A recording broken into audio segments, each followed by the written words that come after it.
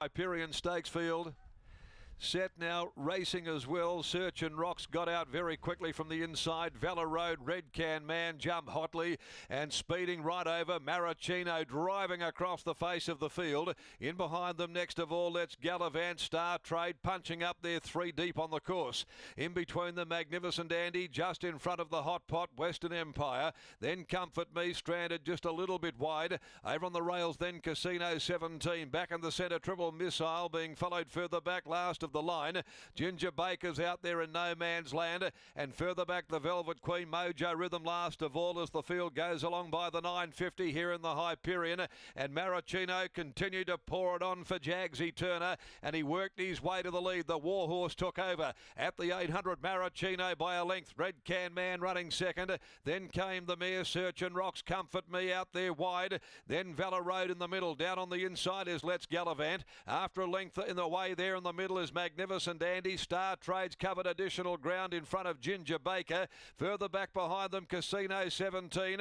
Western Empire, this red-hot favourite, right back in the field. Probably 7 or 8 lengths off them coming into the turn from last of the line. Mojo Rhythm, the Velvet Queen, into the home straight. Turner's got the shillelagh out on Maraschino. Maraschino led by 2, Red Can Man. Search and Rocks gets into the clear. Let's Gallivant. Here comes Magnificent Andy. Western Empire is charging right down the outside. 100 left to go. Magnificent Andy goes to Search and Rocks. Western Empire, Search and Rocks kicks. Let's Gallivant diving through. Magnificent Andy lunging. Magnificent Andy might have got the nod right on the line in the Hyperion. Magnificent Andy over Let's Gallivant. Search and Rocks the centre, and the favourite I think's missed out completely here. Right behind them was Western Empire, followed home by Maraschino, and then came pulling up Triple Missile, followed further back behind them Casino 17, then the Velvet Queen, Mojo Rhythm, Valor Road, Ginger Baker last of the line, Red Can Man, and well back in the field to Comfort Me and Star Trade.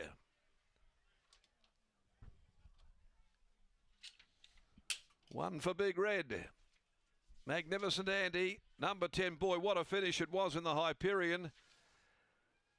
Search and Rocks, Let's Gallivant driving through. Magnificent Andy, Western Empire unable to pick them up. And number 10's got it. Number 10, Magnificent Andy. The Joey winner has claimed victory from 9. Let's Gallivant. Tash Faithful, 14. Search and Rocks and Western Empire back there in 4th placing. The interim numbers are 10, 9, 14 and 1 here after the Hyperion. And it's ahead by half a head. Super finish though. Ahead by a half a head. Magnificent Andy, who was back there a little worse than midfield in the middle, brilliantly ridden by Brad Parnham, who pulls off a double here, prepared by Stephen Miller, and wins his 10th from 28. By Magnus out of Yallaginda for David Reed.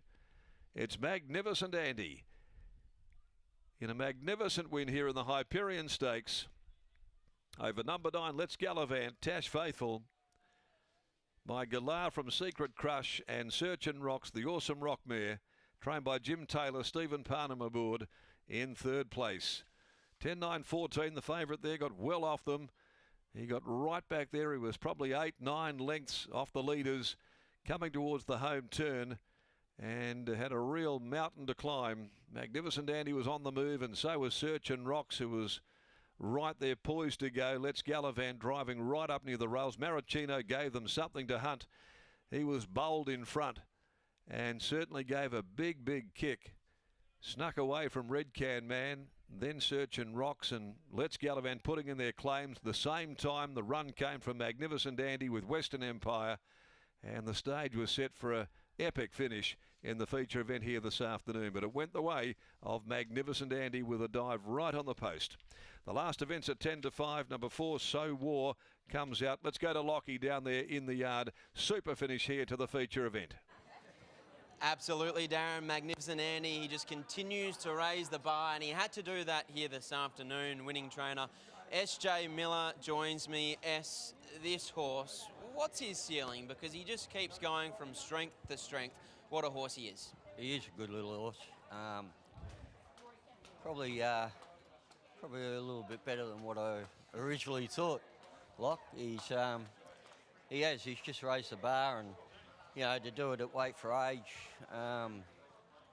you know, especially over a mile, and you know, good finish. He toughs it out. He tries his best all the time, and yeah, he's a little ripper. He found the line so well over 1,400 metres 2 weeks ago in the Belmont sprint. What's the last couple of weeks look like trying to get him ready for this mile? Yeah, things haven't changed much. You know, he just goes around. He does his work. He sort of comes through it all really good, and he's a pleasure to train. Now that he's won at this mile, what type of opportunities does that offer him moving forward? Well, it obviously gives you a good look at the railway next year. You know, he's had a super campaign, and you know he'll have a break now, and then he'll, you know, whether I take him on a little trip over east, you know, it sort of depends. But you know, to do what he's done, amazing. And always such a satisfying result to combine with not only your stable rider in Brad Parnham, but the Reid family as well. Yeah, look, David's unbelievable. He doesn't tell me how to train my horses, and he, you know, he just leaves it up to me, and he's a top family man, and you know, we've had a lot of success. This horse has just risen the bar a fair way. An outstanding training performance, yes. Congratulations, very well deserved. Thanks very much. There's SJ Miller. Oh, what a trainer he is, and what a ride from Brad Parnham to win this Hyperion Stakes. Well, Brad Parnham, this horse has come a long way in the last 12 to 18 months. Obviously, we were there the day that he won a Hannon's handicap, and that looked like being, well, at that stage, the peak of his career, but he's come on a long way since then. He has, he really has. Yeah, look, I was rapt to win the Hannon's on him, and I thought if he wasn't to win another race, I would have been very happy with his career, but he's come back so much stronger, and, you know, I got off him in the Joey, and he surprised me. He got up and won, and, you know, because, like, thanks to SJ, such a big supporter of mine, he put me straight back on him, and, yeah, it's taken a few rides to get a win on him since then, but I'm just glad that I could, just to sort of repay the loyalty from him. And his run last start in the Belmont sprint was a ripper because it looked like he had no luck.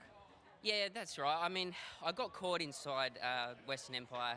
I was sort of inside of Comfort Me and Western Empire, and I just had to wait for my run, and he actually really charged to the line. So although he was beaten, you know, a bit of a margin, it actually was a really good run. So I thought he was going to be hard to beat, but I couldn't be too cocky with the odds-on favourite in the race. But yeah, I sort of got the right run today, the right flow, and he did his best work late. $1.5 million for a railway stakes these days. Is it worth having a throw at the stumps if this horse could potentially improve again? Well, I think so, really. Like, these last